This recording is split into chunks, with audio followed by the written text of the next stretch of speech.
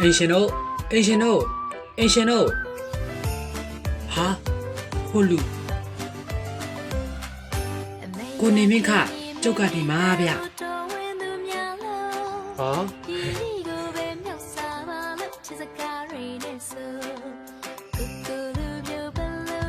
နောင်ရိုးလေးလာလည်းမကုန်နေပါဘူးအင်းလာကလာတော့လားဗျမဟုတ်ရပါဘူးကွာလာကလာတော့နာမဟုတ်ရပါဘူးဒါဆိုခမည်းကကိုနေမင်းခဘာကိစ္စနဲ့လာလဲဗျထွေထူးလို့မဟုတ်ပါဘူးကွာကိစ္စရှိမှငါကလာမှာလားဒါနဲ့ဧည့်သည်ကိုဘာမှမခံတော့ဘူးလားခဏလေးစောင့်ဒီနေ့ချမ်းတောက်ယူမယ်နော်ဟာနောင်လေးရလဲကွာတစ်ခါလာလဲအဲ့ယူနီချမ်းကြီးပဲတခုခုလေးလောက်ပါအောင်ကွာအောင်ပါတထေးတောင်เนี่ยငါအိမ်လာပြီးဂုံးလာဆင်းနေတယ်ပြောလိုက်ချင်ကဲပွားစီလောက်ပြန်ပြီ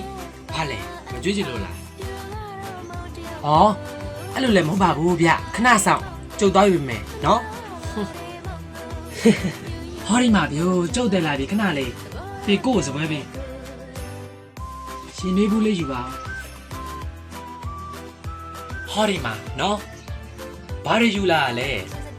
ကျုပ်ကထိုင်ပြုတ်ဟောဒီမှာခမည်းပြောနေလို့ဒီမှာမြေပဲလေးယူလာတယ်ဗျခမည်းကြိုက်တဲ့လောက်သာစား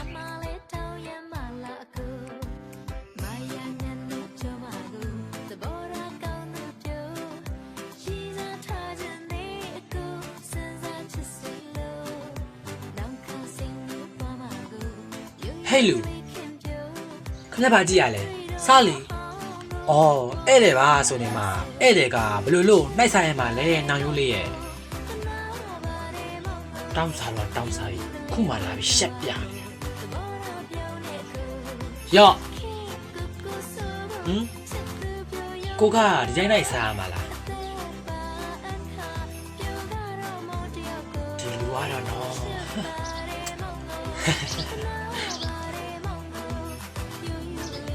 ရော့ခွန်ကြည့်လို့ပြောထိုက်မပြောနဲ့နော်စားချင်စားမစားချင်နေ